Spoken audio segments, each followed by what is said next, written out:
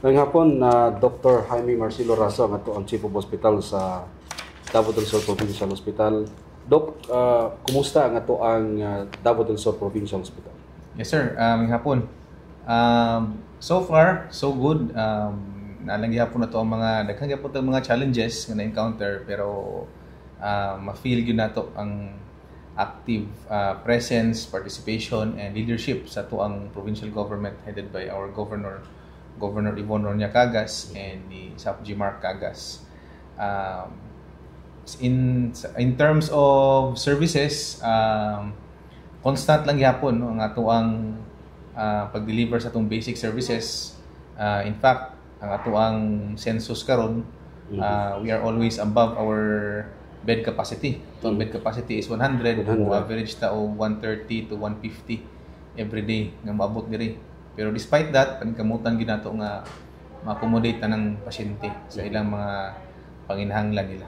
Kini nga ato ang mga patients admitted to the DSPH Doc, base sa inyong pagtuon sa pag-profile nato sa mga pasyente, unsa ba kadako ang kadaghanon sa gikan og Digos compared to other municipalities? Well, sa latest na mga census, naagid ta around 40 or sometimes 50% coming from Digos City.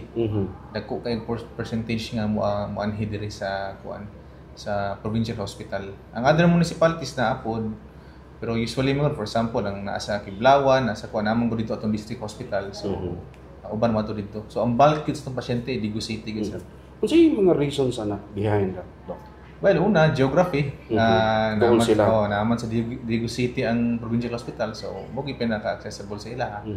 And number 2 siguro, tanong nako dako factor lang ang sir, ang geography gud. For example, Santa Cruz, na may area Santa Cruz gud nga mas duol na sila sa Davao City o kaysa sa diri sa Tua. So mo gini pinakadakong factor ang geographically speaking. Location. Gingon mo Doc nga we have 150, sometimes 150, 120 ka mga pasyente kada adlaw nga ma-admit sa Davao del Sur Provincial Hospital. Wala ba yung mga laka nga gihimo karon ang imong opisina para makadugang ta og madungagan ang atong authority to have more bed capacities? Yeah, actually in terms of infrastructure, natay upcoming ron nga construction of a new building for OB ward, kay ang majority gid sa itong mga pasyente OB. So more rooms, more beds for OB patients. Unya napo diha ang internal medicine. Nya napo tay bag-o nga delivery room nga mo ni buhaton diha dapit sa OPD nga area. And ang status na naron, nanay pre-construction conference tomorrow. Kay in coordination ni siya with the Department of Health. Tapos of course mag-apply po ta og higher bed capacity. So muna long term, short term karon is tuwag yung paningkamutan nga paspas ang turnovers ng mga pasyente. So the earlier sila makagawas, the better, para mabakante na po ang ward aron ma-decongest ang emergency room para makadawat na po tag more patients. So na yung mga active efforts nga atong ginahimo ana, of course in coordination permanently with our provincial government. Sa ato ang DSPH Doc, di mo gyud nato makita kung ang dagway sa congestion sa itong provincial hospital, dili man makita kay naaman sa sulod na ta. Pero ang more apparent is kining ER na to, emergency room. Pero so far, Doc, sa turnout sa emergency room towards admission, unsa ka paspas? Actually, kuan siya kanang constant ang gid ang iyahang kung mayong tag kanang turn around or kapaspason nga pagkagikan sa ER padulong sa ward, no? Although ang palisian na dapat dili na mo sobra og ang gusto kay na mo mahitabo, dili mo sobra isa ka oras, 1 to 2 hours maadto na siya sa ward. Kaya lang ato ang problema gyud is ang number of kuan kita overwhelmed ta sa volume of patients ba nga nagasulod nagaabot mo gyud siya ang ato ang problema diha, ang bulk of patients nga ato ang kaya i-accommodate. So mo na nga amo ginahimo, labi na ron nga nami policy gyud nga kung mahimo di gyud mo balibad o di gyud mo balibaran mo nang maabot gyud dinha. Una amo ginahimo ron nga as much as possible mo improve ang pasyente, makagawas din sila para makasulod na po ang bag-o nga mga pasyente. That means it goes without saying nga ato ang DSPH mo gid panan sa mga tao. Yes, kay na-observe po na muna within the past siguro more or less 3 to 5 years. Grabe ang pag-spike sa ato ang census. So siguro the factor number 1 is economic reasons. Siyempre government man mahal man sa private, mato sila dire. So number 2 is ang population growth sa ato ang probinsya, sa atong city, siguro malamang taas siya, murang nagdaghan po ng bulk of patients nga niabot dire. Napoy factors po Sir Hero ang although kani dili man nato ni makontrol kaning availability sa health services sa ato ang mga municipalities. Kay naman ko yung mga basic ayo nga mga sakit nga kaya na unta sa level sa municipalities nga madala diri. Kay kung develop ang ato ang mga municipalities, of course naman po sila mga legitimate reasons nga nung inaanap po na sitwasyon dito. Pero kung develop dito, more or less dito pa lang daan mas screen na. Ang maabot sa level 2 hospital para sa DSPH, katulang yung kailangan ng level 2 care. So isa na sa reason na nung muhanok yun din unya siguro factor po ang ato ang mga improvements nga nabuhat kay nagkan man tag mga services good nga sa una sa SPMC pa buhaton karon diri na ginadala. For example, pwede ba nimo manganlan do ang kining mga services? Echo. Kanito di Echo nato. So sa una, kung naay mga heart conditions, bisag sa mga bata, labay ginag SPMC perminti kay dito ipa-work up karon diri na sila sa DSPH kay na naman tay pediatric cardiologist diri si Dr. Garcia, natay to di Echo, natay cardiologist, and daghan pa for example kanang ato ang mga laparoscopic surgery sa gallbladder.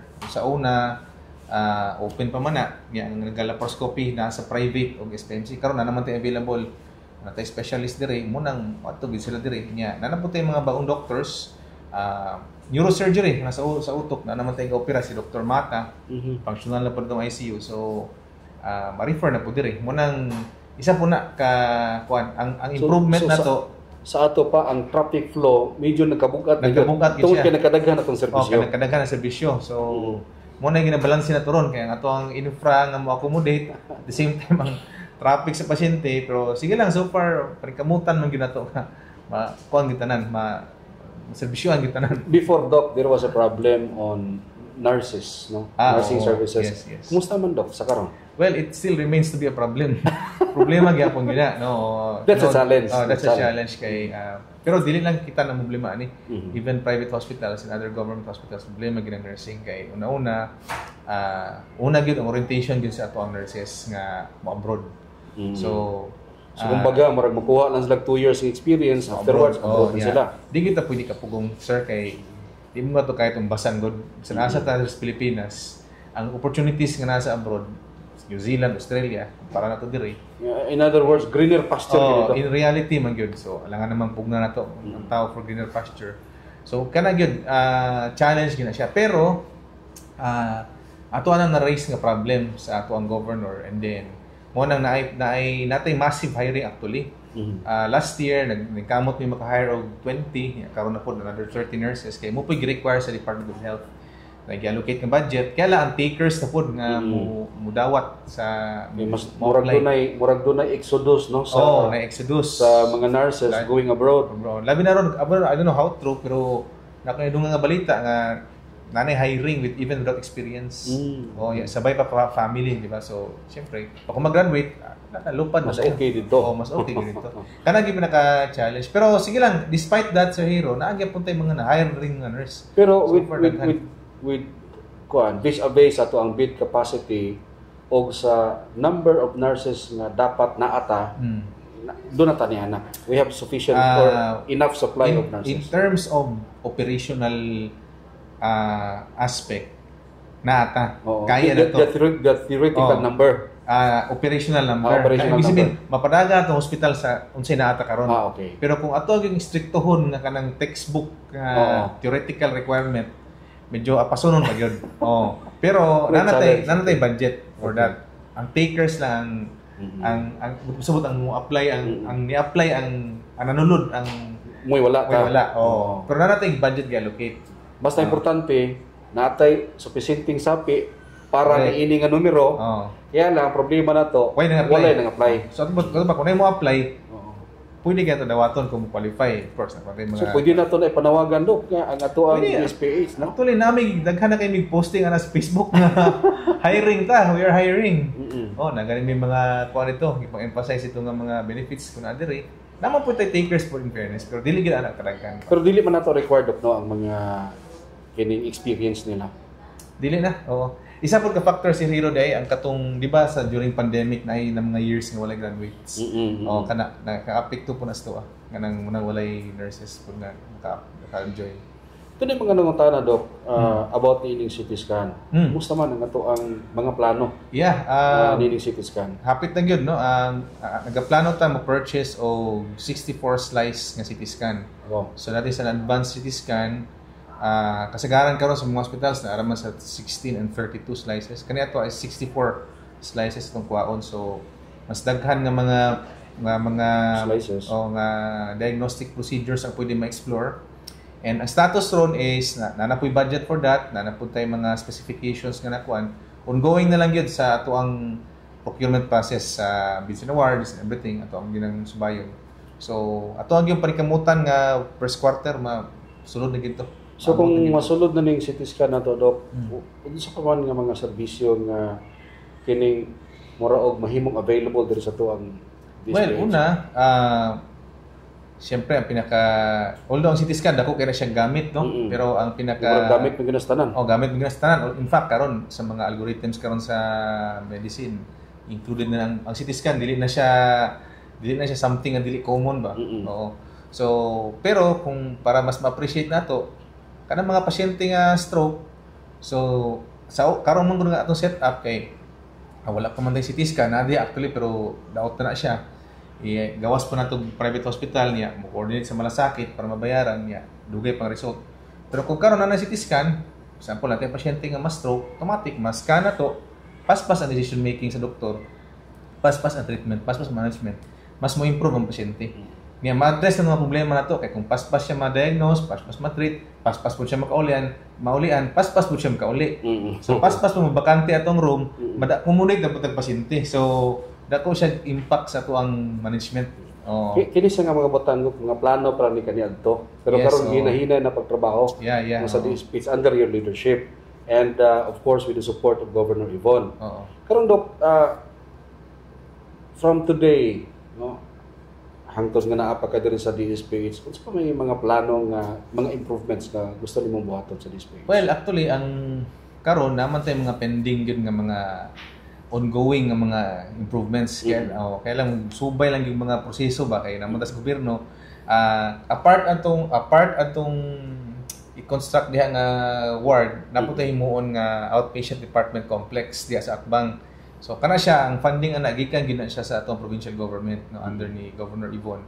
Ang himuon na is bag-ong outpatient department kadako, tapos natay drug testing center, natay wound care center. Ibig sabihin mura siya one-stop shop nga building. So tanang mga health needs nga pwede buhaton lang siya nga outpatient, pwede na diha. So for example kanang mga diabetic foot nga infected, karon operahan man gina sa ato ang operating room. Pero kung na itong ang ambulatory surgical unit, pwede na operahan lang diha nga on the day, pwede na muli. Madi-congest na po na ito ang ward. Of course, drug testing center, animal bite, katong bagong nga dialysis center. So, muna tukuron diya sa Akbang. Tapos, ang ato pong laboratory, ongoing na renovation din na naman tayo bagong equipment. Kada ato nang gipangayo sa DOH, kanang histopathology. Ang purpose ana ato ang mga biopsy paspas mabasa. So karon man gud ang setup sa Digos o sa Davao del Sur, pag magkuha kang tumor, ipa-biopsy man na siya. Padala pa Davao, mag-take pag weeks or even months before magawas ang results. So dugay pud maka-decide kung God forbid kailangan ba chemotherapy ang pasyente, kung cancerous or okay na ba. So pag na natong biopsy din ma-process na, pagtanggal sa tumor, mabasa within a week na natay kabalo na ta kung cancerous gyud ba ana.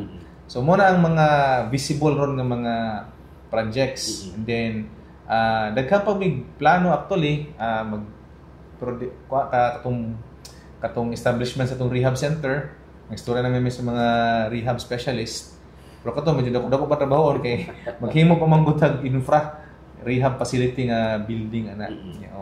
Sa ato pong social services, effective naman kayo nga to ang kuanon Women and Child Protection Unit. So plano na muna i-develop diha, magbutang na pong new building nga mas better nga maka-serve sa katong mga women nga victims of violence, mga bata nga mga victims of abuse. So muna so far ang kuanon mga in one of the occasions din sa to ang DSPH doc gisulti ni Governor Yvonne nga usa sa mga damgo para sa to ang DSPH is to make this a level 3 hospital. Insofar as you are concerned as chief of hospital, is that attainable? Yes, very attainable kay ang level 3 hospital is a training institution. So when you say training institution, kailangan tag kanang variable or daghag mga klaseng mga sakit nga para siya mahimong source of training for doctors. Mo na siyang basic con sa level 3. Kung training institution man gud mas taas ang level of competence sa hospital ug standards. So when it terms sa kaso o sa sakit, daghan kay variety of diseases diri sa Davao del Sur Provincial Hospital. Daghan jud kayo nga pwede matun-an, pwede mastudihan, pwede makuan. Pero niya human pag-abot pod sa human resource, mga specialist, nag-aabot naman Sir Hero ang mga bata nga mga doctors nga baong graduate nga mga spesyalista. For example, sila Dr. Alistair Vincent Layog, atong neurologist, naman siya diri. Si Dr. Mata, yung na-mention na si Dr. Mata, neurosurgeon. Ito si Dr. Lo, ikaw na siya, internist na siya sa internal medicine. So, nag-aabot-abot na itong mga specialist nga doctors nga capable mo hatag ana. When it comes po sa infrastructure, naginahinay na mag-materialize ang atong mga bagong buildings, bagong wards. Going to that level. Going to that naman.